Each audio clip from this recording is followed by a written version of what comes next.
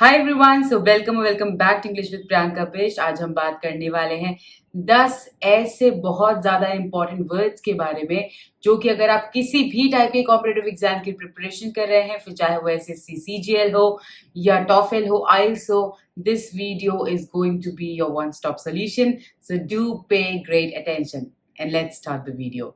तो आज का पहला वर्ड है abundance। abundance इसका मतलब होता है कोई भी चीज जो अच्छी मात्रा में हो, उसकी कमी ना हो, वो जरूरत से ज्यादा ही हो। That is something which is plentiful, alright, and there is no dearth of it.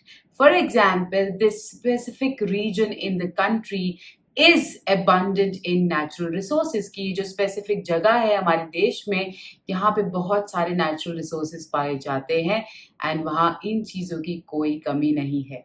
I hope you understood. All right, the next word है benevolent. benevolent इसका मतलब होता है दया भाव दिखाना, किसी के प्रति एक अच्छा भाव प्रकट करना। That is to show goodwill and to show kindness. For example, this organization is benevolent towards those who are in need. कि जो संस्था है ये खास करके ध्यान रखती है कि जो जरूरतमंद हैं उनको टाइम से चीजें पहुंचाई जाए एंड उनकी मदद हो। I hope you understood. Next word है फ्यूटाइल।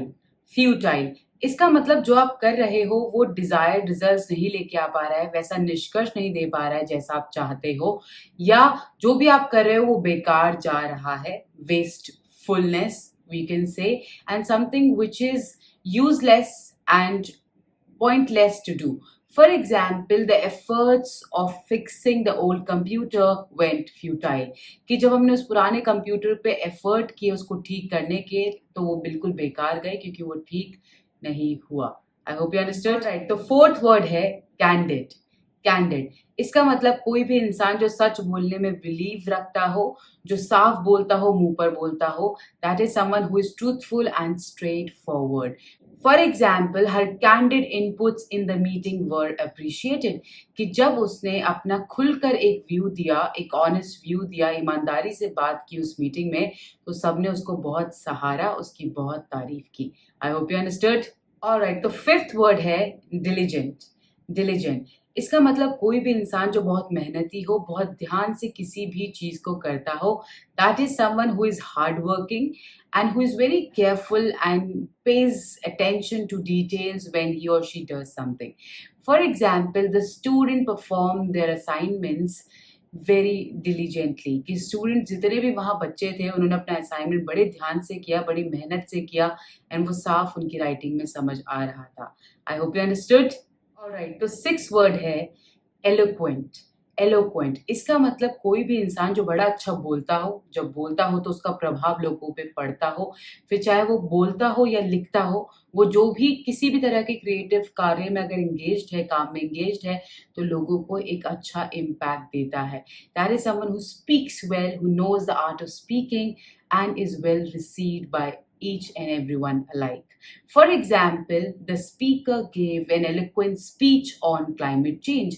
कि मैं जिस सेमिनार में गई थी वहाँ एक स्पीकर ने बहुत कमाल की स्पीच दी, काफी प्रभावशाली उसका बोलने का तरीका था क्लाइमेट चेंज के ऊपर। I hope you understood. Alright, तो नेक्स्ट वर्ड है इमिनेंट।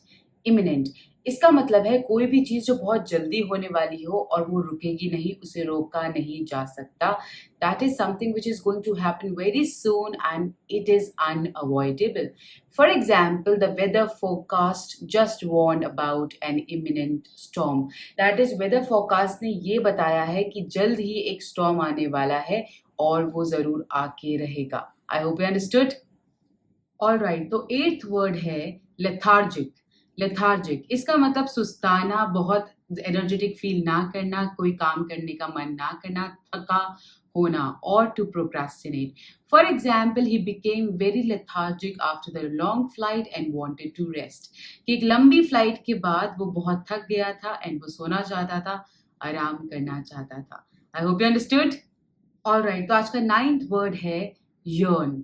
यर्न इसका मतलब होता है किसी चीज को दिल से चाहना, बहुत उसके लिए सोचना और चाहना कि काश ऐसा हो जाए। That is to want something with each cell in your body and to want to have something.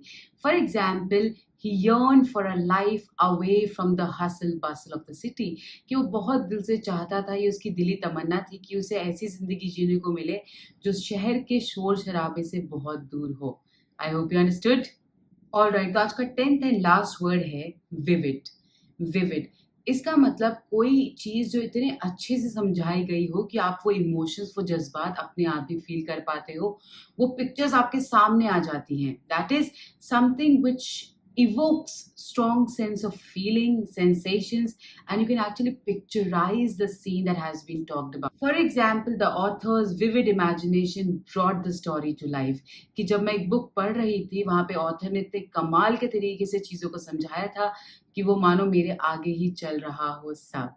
All right, I hope you understood. Then that brings us to the end of the video. All the very best. आप जिस भी exam की preparation कर रहे हैं, have faith, revise the course, and I know you will do well. To believe in yourself for sure. Other than that, you already know the drill. अगर आपको ये वीडियो पसंद आई हो, अगर आपको लगता है कि वीडियो आपके लिए हेल्पफुल थी या किसी और के लिए भी हेल्पफुल हो सकती है, then do like, share and subscribe my channel. That is English with Priyanka Bisht. You can also follow me on Instagram with the same name handle. I'll see you in the next one. Till then, be bright, be bold, keep learning.